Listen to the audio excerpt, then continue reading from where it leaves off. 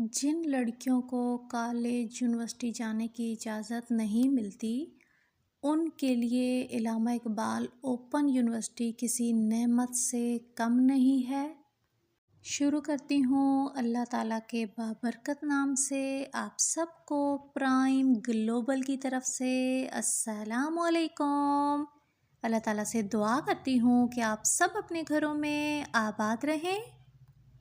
آج کی ویڈیو میں آپ کو اپنی زندگی کی کہانی سناؤں گی کہ علامہ اقبال اوپن یونیورسٹی نے میری زندگی میں کیا رول ادا کیا ہے۔ 2001 تک زندگی انتہائی خوشگوار تھی، فکروں سے آزاد، اپنی دھن میں چلتے چلتے بھاگتے دوڑتے۔ جیسے ہی 2002 شروع ہوا تو میری زندگی نے پلٹا کھایا۔ یہ وہ دور تھا جب موبائل، انٹرنیٹ، لیپ ٹاپ عام نہیں تھے۔ نئے نئے موبائل شروع ہوئے تھے، کسی ایک آدھ کے پاس موبائل ہوتا تھا، کسی ایک آدھ گھر میں انٹرنیٹ تھا، کسی کو نہیں پتہ تھا کہ MRI کیا ہوتی ہے، CT اسکین، کینسر، یہ ساری چیزیں کیا ہوتی ہیں، ان کا علاج کہاں سے ہوتا ہے۔ کبھی کبھی امی کو سر درد ہوتا تھا جو کہ آہستہ آہستہ مسلسل رہنے لگا۔ اٹک کے جتنے بھی ٹاپ کے ہسپتال تھے، ڈاکٹرز تھے، سب کو باری باری چیک کروایا، لیکن بیماری کم ہونے کی بجائے شدت اختیار کرتی رہی۔ پھر ایک ٹائم وہ آیا کہ سر درد اتنا زیادہ ہو گیا کہ امی کی چیخیں نکل جاتی۔ پھر اللہ کا نام لے کر امی کو لے کر ہم لوگ اسلام آباد آ گئے۔ شفا میں جب ہم نے چیک کرایا تو ڈاکٹرز نے مختلف قسم کے ٹیسٹ اور CT اسکین لکھ کر دیا اور یہ کہا کہ ٹیسٹ کی رپورٹ آنے کے بعد فائنل بتائیں گے کہ مسئلہ کیا ہے۔ جب امی کی رپورٹس آئی تو ڈاکٹرز نے بتایا کہ برین ٹیومر ہے اور وہ بھی لاسٹ سٹیج پر۔ اگر تو زیادہ سے زیادہ بھی ان کے پاس ٹائم ہے تو 2 ماہ، اس سے زیادہ ان کی زندگی نہیں ہوگی، لیکن اگر اللہ چاہے تو سب ٹھیک کر سکتا ہے۔ وہ ٹائم ہمارے لیے کسی قیامت سے کم نہیں تھا۔ پھر اسلام آباد میں امی کا آپریٹ کروایا۔ آپریٹ کے بعد انہوں نے نوری بھیجا کہ وہاں سے ریڈیو تھراپی کرائیں تو انشاءاللہ سب ٹھیک ہو جائے گا۔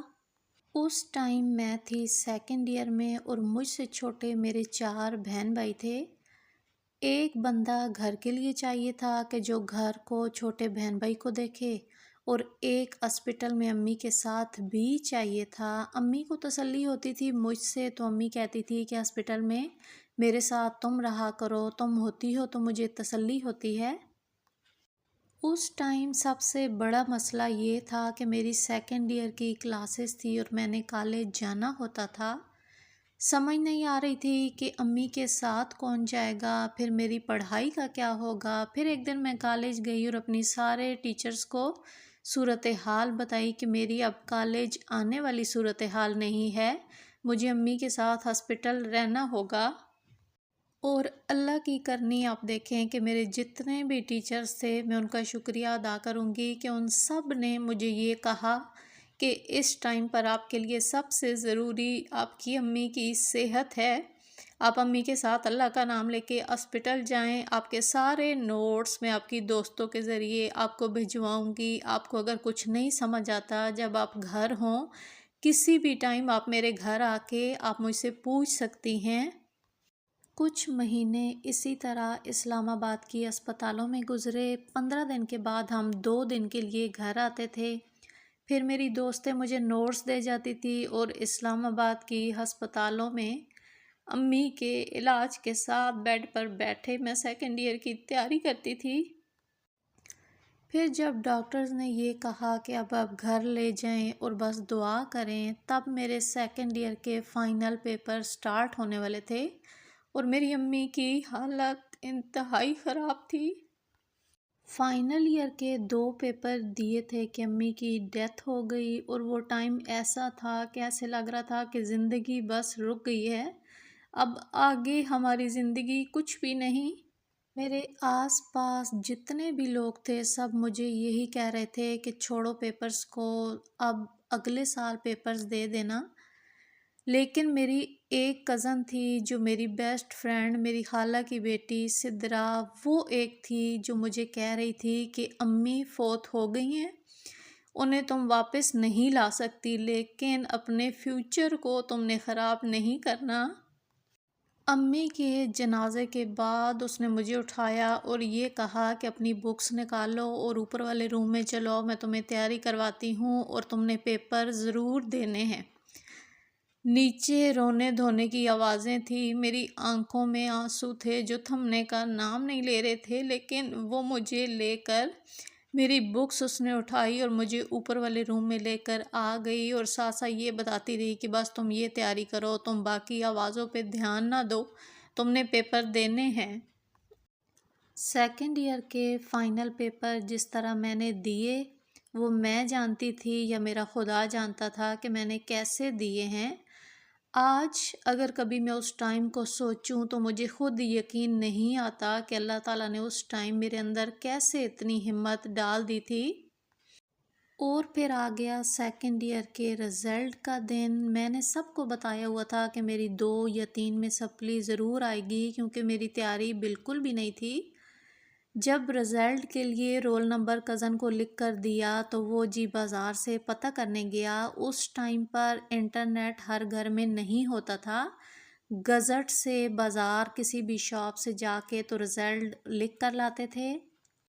جب اس نے مجھے میرے مارکس دکھائے تو میں ہنس پڑی، میں نے کہا میرے اتنے نمبر نہیں آ سکتے، میری تو 2 سے 3 میں سپلی ہوگی، لگتا ہے تم نے انہیں کچھ غلط نمبر بتا دیا، اب جاؤ کسی دوسری شاپ سے نمبر چیک کروا کے لاؤ۔ وہ دوبارہ گیا، دوسری شاپ سے میرے نمبر لکھوا کر لایا تو میرے نمبر اتنے ہی تھے اور مجھے نمبر دیکھ کر یقین نہیں آ رہا تھا کہ یا اللہ میرے اتنے نمبر کیسے آ گئے۔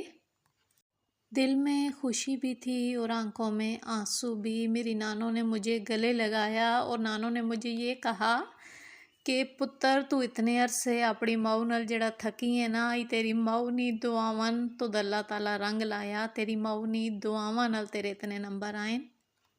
اب سیکنڈ ایئر کے رزلٹ کے بعد اگلا مرحلہ تھا میرے ایڈمیشن کا، اور میرے آس پاس کے جتنے بھی ریلیٹیوز تھے میرے ابو کو یہ کہہ رہے تھے کہ جتنا پڑھنا ہے پڑھ کے دس، اگے پڑھانے نہیں کوئی لوڑ نہیں، کرے نے کام کرے، نکے بھین بھرا سامے کدے ساں کالج چ داخلہ دوائے تے کڑی ہتھے چوں نکل وین سی آ۔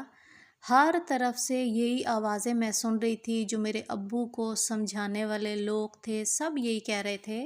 کبھی کبھی دل کرتا ہے کہ اس ایک ایک رشتے کا نام لے کر بتاؤں کہ کس کس نے مجھے گرانے کے لیے کیا کیا سازش کی تھی اور میرے ابو کے کان کیسے بھرے تھے، لیکن پھر میں کہتی ہوں کہ نہیں، وہ اللہ ہے جو سب دیکھ رہا ہے، اس نے ہمیشہ میری خواہش سے بڑھ کر مجھے نوازا ہے، میرا فیصلہ، میرا انصاف میرا اللہ خوب کرے گا۔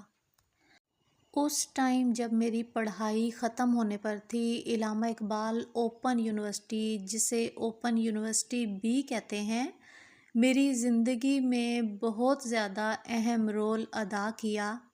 پھر اوپن یونیورسٹی سے میں نے بی اے کا ایڈمیشن لیا، بی اے کے بعد بی ایڈ کیا۔ جیسے جیسے میں آگے جا رہی تھی ہر طرف سے یہی سننے کو ملتا تھا کہ اوپن یونیورسٹی کی پڑھائی کی کوئی ویلیو نہیں ہے، چنے بیچتے ہیں اوپن یونیورسٹی سے پڑھے ہوئے، انہیں آگے نوکری کوئی نہیں ملتی، یہ پڑھا نہ پڑھنا ایک برابر ہے۔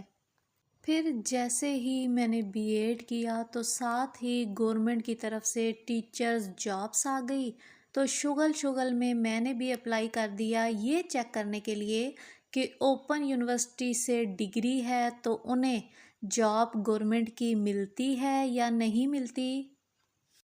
کچھ دن کے بعد ہی لیٹر آ گیا، انٹرویو کی ڈیٹ تھی اور مجھے یقین نہیں آ رہا تھا۔ اس ٹائم میں سوچ رہی تھی کہ سارے لوگ کتنا غلط کہتے تھے، کسی کو گرانے کے لیے اس کے کانوں میں کیا کچھ پھونکتے ہیں کہ جو آگے کی طرف بڑھ رہا ہے اسے ہم کیسے کھینچ کر پیچھے دھکا دے دیں۔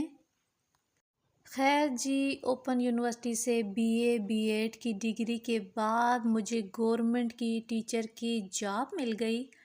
اس ٹائم پر میرا دل کرتا تھا کہ میں ہر کسی کو چیخ چیخ کر بتاؤں کہ یہ لوگ کتنا غلط کہتے تھے۔ آج اوپن یونیورسٹی کی وجہ سے میں نے گھر بیٹھے تعلیم بھی حاصل کی، اپنے چھوٹے بہن بھائیوں کو بھی دیکھا بالکل اسی طرح جس طرح میری امی گھر سنبھالتی تھی۔ میں نے پوری کوشش کی اس گھر کو سنبھالنے کی کہ سب کو امی کی کمی محسوس نہ ہو۔ ان سب بہنوں کو، بیٹیوں کو میں کہوں گی جنہیں گھر سے باہر نکلنے کی اجازت نہیں ہے، اوپن یونیورسٹی، علامہ اقبال اوپن یونیورسٹی آپ کے لیے ایک بہترین تعلیم کا ذریعہ ہے۔ آپ گھر بیٹھے بہترین ڈگری لے سکتے ہیں۔ آپ اپنے روزمرہ کے نظام زندگی کو بھی دیکھیں گے اور اپنا فیوچر بھی بنائیں گے۔ ویڈیو ہے جی آپ کو پسند تو چینل کو لائک، شیئر اور سبسکرائب کرنا مت بھولیے گا، اور کمنٹ سیکشن میں ضرور بتائیے گا کہ آج جس طرح میں نے ویڈیو ہٹ کے بنائی ہے، اپنی زندگی کی حقیقی کہانی آپ کے ساتھ شیئر کی ہے، اسی طرح کی میں ویڈیو بنایا کروں تو کمنٹ میں بتائیے گا۔ تو چلیں جی، اب یہ جو ویڈیو آپ دیکھ رہے ہیں اس کے بارے میں بھی کچھ آپ کو بتاتی ہوں کہ یہ ہم لوگ آئے تھے اٹک خرد، اور ہم لوگ آئے تھے جی نظام پور روڈ والی سائڈ سے۔ یہ جو روڈ آپ لوگ دیکھ رہے ہیں یہ ہے جی نظام پور روڈ، بہترین صاف ستھرا روڈ ہے، اور اس سائڈ سے دریائے سندھ اٹک خرد اتنا پیارا نظارہ پیش کرتا ہے۔ نظام پور کے چپلی کباب انتہائی مشہور ہیں، ٹیسٹی ہیں، جوسی ہیں۔ جو ایک بار یہاں سے چپلی کباب کھاتا ہے تو وہ جی بار بار آتا ہے۔ نظام پور سے ہوتے ہوئے ہم لوگ گئے تھے جی گل پارک۔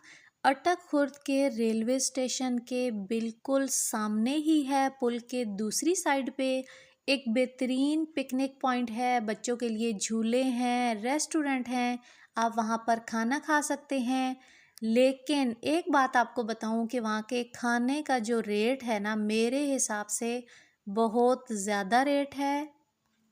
کھانے کا ٹیسٹ اچھا ہے، ہر چیز فریش ہے، لیکن ایک سلاد کی پلیٹ 200 روپے کی، اور فش جی انہوں نے کہا 1000 روپے کلو، لیکن جب بل آیا تو 1300 روپے تھے، مطلب کہ 1000 روپے کچی مچھلی اور فرائی کر کے انہوں نے دی 1300 روپے کلو۔